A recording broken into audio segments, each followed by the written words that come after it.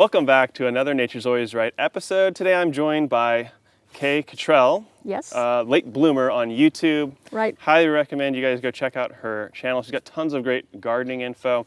And check out the tour video that we did as well, going through her garden, all the different things that she's doing.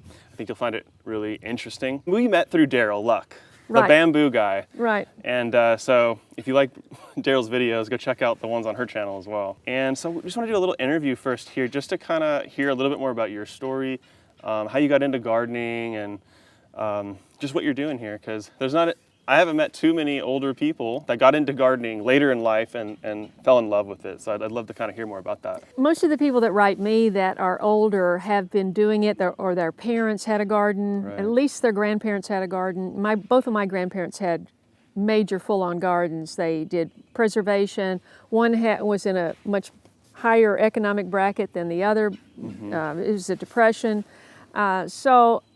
But my father was a businessman. We lived in a small town. I grew up in Tennessee, and which is one of the main reasons I'm back here, because I went to the big city, chased the big lights, tried to be an actor. I worked quite a bit, and then I, first in New York and then in LA. And so in 2011 in LA, I had a tiny little garden in a nice neighborhood, but all the lots were about 5,700 square feet.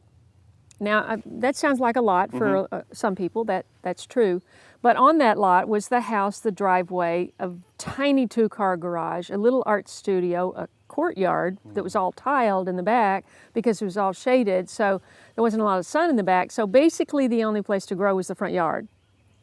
So I met this biodynamic farmer. My son went to the Waldorf school.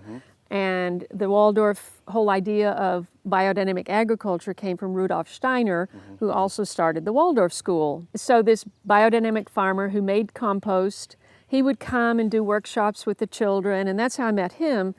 And he's the one that got me interested in trying to grow my own food, because I had a tiny little front yard. Yeah. I thought, I can't do anything. And so he said, buy 2 citrus trees, like an orange and a lemon, which is what I did, and you surround them with herbs and nasturtium. Right. And I did that. I took out the grass. Wasn't a lot of it. Took out the grass. And at the time, you couldn't put, there was an ordinance in LA. You weren't allowed to plant vegetables in the parkway, which is between the street and the sidewalk. But I did it anyway, because they said, unless somebody complains, and I was in a neighborhood where people found what I was doing interesting.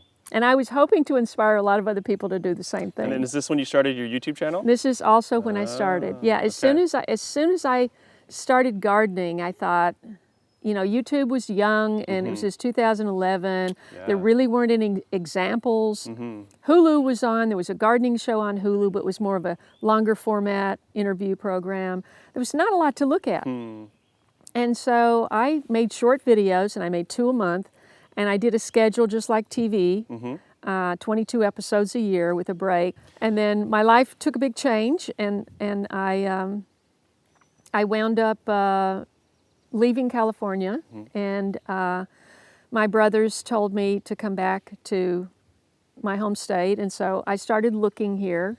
I looked for probably 8 months. There's no way to afford being able to stay in LA, without a good income. And my significant other husband we divorced, so I had to make a hard decision. I didn't want to walk away from the possibility of acting. It's what I'd always dreamed of and was working towards. But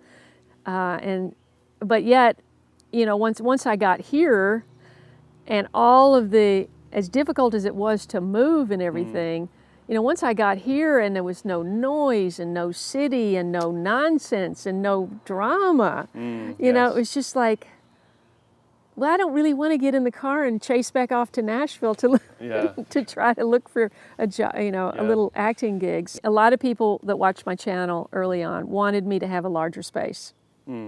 I wanted to have a larger space. Try growing corn in a driveway in pots. That's what I did. It was ridiculous. And so I just thought, okay, once I find a place, and I looked at all kinds of properties, in my budget. This was more than I wanted to spend, but you know, one of the things aesthetically, I had to have a front porch. I grew up in Tennessee, and just the idea of a front porch with rocking chairs, I had to have that. Yeah. And I didn't want to be right on a road. I've had that for 40 years living in 2 big cities. I wanted more quiet, so I wanted it set back. I wanted property around me so that I didn't have to listen to my neighbor's music or whatever. And so I looked and looked and looked, and in a lot of the houses, you know, when you're looking, a lot of the houses are not in great shape. Yeah. And Definitely. you think, okay, this was right after the big Nashville tornado, and they said if you can find a contractor, they're not any good because all the good ones are busy, and they'll be busy for a year. So I thought, well, I can't move into a house that needs work, that needs a lot of work. Right. I need to have a house that I can move into and start living, where everything works. And of course, as soon as I got here, the water main went out. Oh no. Wow. Yeah, and it's 300 feet from the Right. street, Yeah. from the water to to the house. But anyway, that was a big expense. But yeah, so I just gradually, step by step, I got some help the first year. Yeah. And he was very capable. He built his own house, and he had tools, and so he rebuilt all of these raised beds and added 2 more. And just from there, I went, well, let's see. Okay, I want to. Here's where. This is what you have to do when you first find a property, is you got to figure out where the sun is. And I talk about this. I've been talking about this since day one in 2012 on my channel. Is where's the sun? For most of the year, it's right here. And so we're on a hill, and it's rockier the higher you are, the better soil goes down and down and down. So as I began, I just started developing. I started with this because they had 5 little raised beds. They were sloped. And I always felt like I was falling downhill. If you're on a hill, you're gonna want to level your raised beds. And if you're older, you want to have higher raised beds. He did level everything. When this was first done, they were all perfectly level. But in 2 years, I'm noticing Just the natural, we get so much rain here that the ground really sinks. I've put logs in different places, and then I come back in a year, and the logs sunk into the ground. Yeah. So I actually use that as a buffer against water down a hill. Yeah, I it's just a good put logs idea. on the ground, and Yeah. But water So- can go underneath too. Right. Yeah, there's a lot of water that runs down the hill. Water is a big issue in Middle Tennessee that you have to deal with in terms of irrigation and keeping water off of your. That was another big problem. I had a lot of water under my house, so it took a number of. Well, I'm still working on stuff, but I've just worked on things as it's the most emergent thing, Right. And the water under the house, I finally solved that last spring a year ago. I got a sump pump put under the house. Yes, yeah. He did a really good job, and now it's dry under Nice. there. Yeah, there's so many things in Tennessee that I had to learn about, like mold in the house. I didn't know you had yeah. to run a dehumidifier sometimes, or Yeah. we didn't have the. In a lot of the homes in Tennessee, there's a crawl space, and our crawl space didn't have plastic under there, and a lot of humidity. It's called a vapor barrier. Yes, the vapor barrier. I had to put that in. We had to put that in, and anyway, there's so many different things that when you move to a very different climate, Southern California versus this is, Well, what's very interesting too in the winter when you're running the heater, if you're running an HVAC, I mean, if you're living off grid, it's a different story. Well, that's not true. I mean, even if you're burning wood stove, you've always got water, a pot of water on the stove. Right. And even as wet as it is here, I use a humidifier. Oh. In Because of the HVAC. the HVAC just dries out Right. the air, and then you wake up and your nose is all stuck together, and it's funny. You would think it's so humid here you wouldn't need that, but that's kind of my story. I just have been I've always been a problem solver. I say, well, what do I want to do, and how do I want to solve this problem? And so, I found this place online one Saturday morning, and after I'd been back and forth to Tennessee, had 2 houses under contract. Both fell out because of problems with the house, and I dropped out. And I found this house at 10 o'clock on Saturday morning. I was in California, and I called my realtor, and I called Daryl and Denise. We're the three musketeers. You'll meet them. Did you get Denise on the camera at all? I don't know. She might be in it. She might be. Yeah. Okay. Anyway, they're my best friends here, and I called them, and there were my boots on the ground, and they got here by 4 o'clock. They all convened here at 4 o'clock for an appointment, and she walked around with her FaceTime and showed me the house and everything, and the realtor's husband walked the property line, and so he did that, and then they were looking at the house and everything, and so I put an offer that day, and so did the person at 4:30, and it was decided that day. Oh, wow. You know, so I hadn't seen it, you know, until I got here on November 30th, I saw it. Wow. That's actually how when my parents bought their house here, we did the same thing with the realtor. Me and my wife went, we did the FaceTime, and Yeah. it's kind of a scary way to buy a house, but I know. I After you've been people looking for a trust. while, you've eliminated so many things right. that you know you don't want, you know. You have to really look at things like, I guess you don't want to talk about all this real estate type stuff. No, we're going to get into that with Daryl, actually. That's true. We're both going to make a video with Daryl with all three of us discussing properties and what to, kind of what to look for, what not to look for. If you don't have money at all, what are your options there? So we're going to get into that deeper on another video. Yeah. I wanted to ask you, because this is always fascinating to me, is what is the thing that bit you, that gave you the gardening bug? You're talking about your citrus trees. What was it about it that you enjoyed, or? I would have to say the absolute joy of seeing the seeds sprout. And to a lesser extent, when you buy a plant and you put it in the ground and then you see new growth coming, it's not as exciting. Yeah. But to just put seeds in the ground and to know that they're going to come up, and like a tomato seed, for example. Right. They're small. Yeah. One little seed can produce a plant that produces, if you're lucky, at least 100, maybe 200 tomatoes. Oh, yeah. One little seed.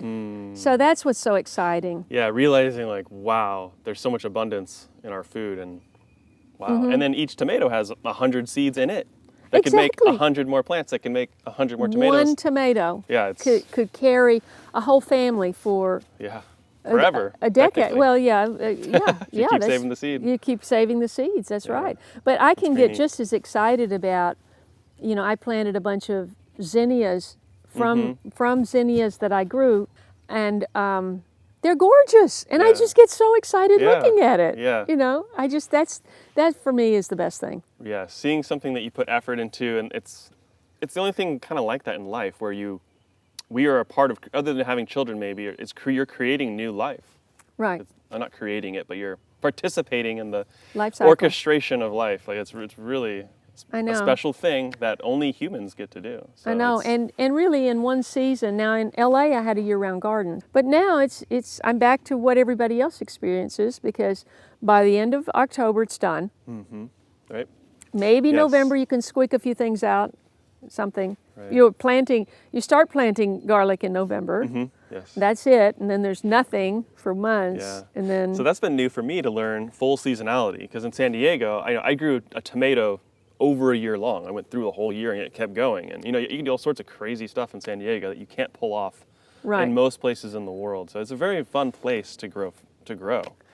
But now it's interesting now getting to play with the winter and, you know, be the normal type of farming that goes on.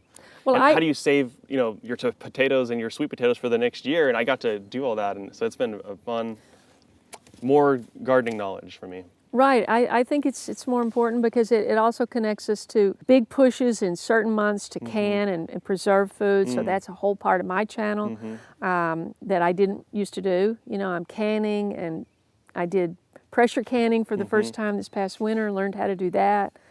And so, and that goes along with what's going on in the world too. It's like that's one of the main reasons that I went big. Preparing. At my age, but most people my age are like wanting to scale back and kick back and retire just and go to the theater and go out to restaurants and just chill, you know. Right. But look at our world. It's like Right. we don't know what's coming down the pike, and I want to be the responsible one and have food and shelter for my children, you know, my two sons and their wives, if need be, you know, and Right. anybody else, you know, that needs. know. You know, I want to be. Yeah. I want to be there. Yeah, and that's, this is one of the things I keep hounding on is keep adding to your food system. So don't just have a garden, have fruit trees, have chickens. If you can do other animals, have those. Grow your own mushrooms, microgreens, as many different diverse types of food as you can that grow independently of each other. So if the microgreens die, you've got the garden. If the sheep, whatever, the wolf gets the sheep, well, you got chickens. If you know, so having backup systems. Wolf probably got the chickens first and then went for the sheep. But anyway. So now that you're here on this property, what are your big goals and what have you started to do here? Do I have a And how- 5-year plan? Is Yeah, that what you're asking? Yes. And how long have you been here, I guess? Yeah, so I've been here now 28 months. Okay. So not Hard even to 3 believe. years. Not Hard even to 3 believe. years, but No, not 3 years. And it's hard to believe because it's just been kind of one big phase after the next. Getting this big thing fixed. I just had the roof redone on the shop. I mean, there's all of this maintenance Right. that goes into a homestead in addition to the gardening. Yeah, that's a big thing. Yeah, we've been fixing different things in our house over the last. We moved to Tennessee around and got our houses right around the same time because we're 3 years into July, and I found out that too. There's so much maintenance because I had only rented before. Yeah, And there's a well, lot of benefits to renting, I gotta say. I mean, if you just but call the one landlord, main disadvantage of renting, one main disadvantage. is that you can't control what goes on. You can't No. choose where things go. I hated If they having turn off the heat, being controlled. you don't have no heat. Right. Yeah. No, I want to be in full control too. Yeah, it would be nice. Yes. It would be nice. So, yeah, I don't have really a 5-year plan only because I'm older and I don't know. I don't know how well I'll be able to.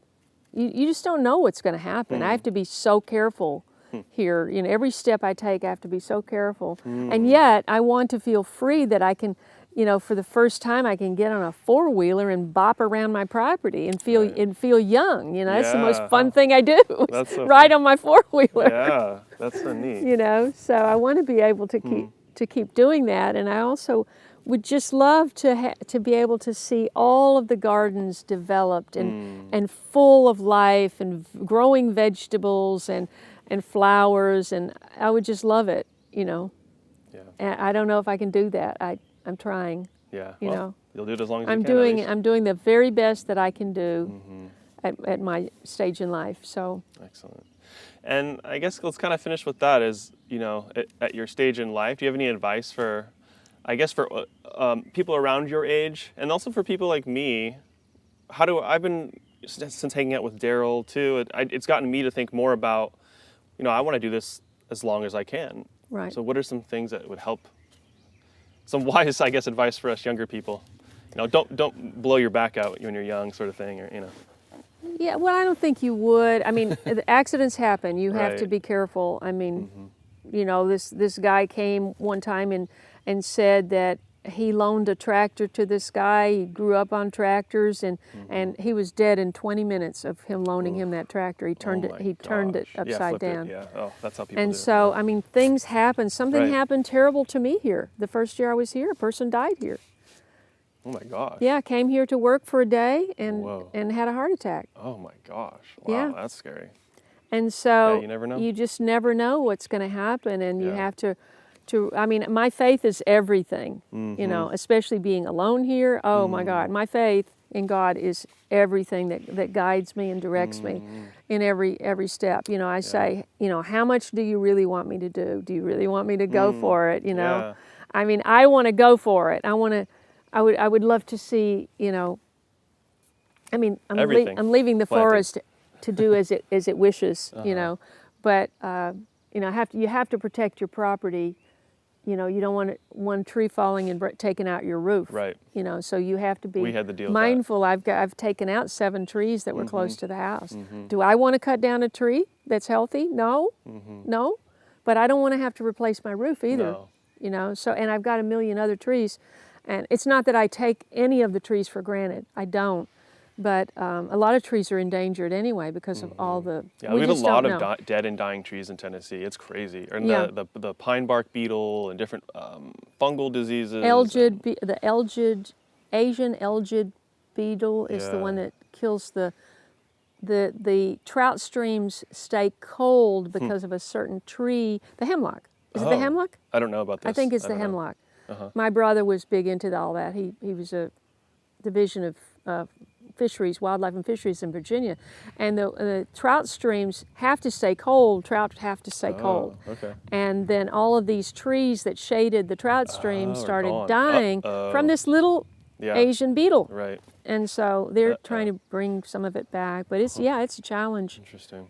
You know, you were talking a little bit about that, how it takes a while for things to recover Yeah. from an invasive. Yeah. I mean, it could take hundreds of years for Yeah. nature to rebalance. So, Yeah, that's true. But this is a side effect of globalism and humans traveling all over the world with our boats, with all this stuff. I mean, this is what's going to go on forever now, essentially, unless we stop doing global trade, which isn't going to happen. So, No. so this is the new world now, where invasive, so-called, are going to spread throughout the world. But then over time, things will balance, in my opinion. But Yeah. So in terms of my plan, you know, when my father died when my mother was younger.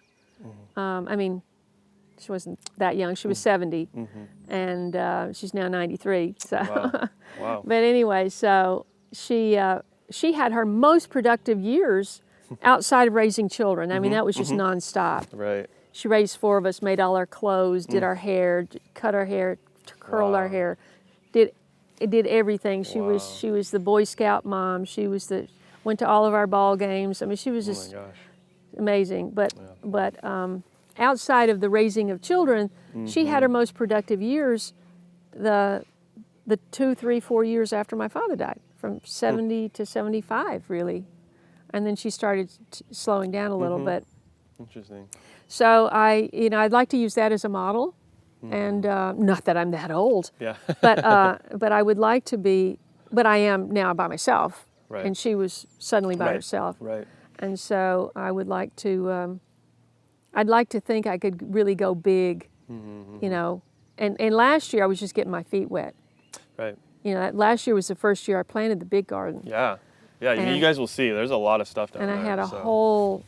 Well, there's 5,000 square foot garden down there, which is my best soil. And it's far from the house, though. You really want your garden close to your house so you can keep an eye on it. Right. You know, the closer it is to your house, the less likely the deer are going to walk in there and wreck it all. So I think that it took a major life shift That's what it was. Okay. for me to say, okay, I'm going to Let's do go for this. this And plus the situation in the world.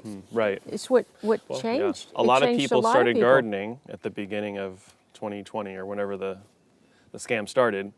Yeah. So yeah, it is interesting. I mean, that's one of the blessings of that 3-year nightmare, is that it woke up millions of people Right. to how the world really works, the government works, the pharmaceutical companies work. They started looking into growing their own food, like taking care of their own health. So many things that Americans desperately needed to do. I know. So I know.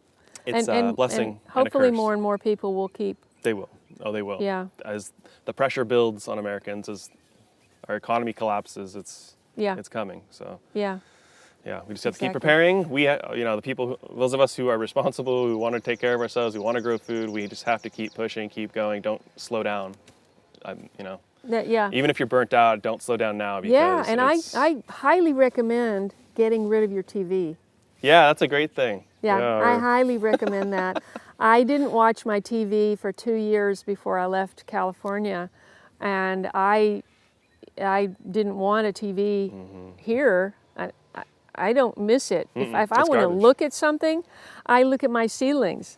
I sit down and build a fire and watch the fire. It's just fascinating. Or I go in the garage at night when my cats are in, and I look at my cats. I look at life, because even in a fire burning, that's life, because it's like a natural chemical change, you know, and it's constantly changing. It's like watching the waves in the ocean. You know, you just get mesmerized.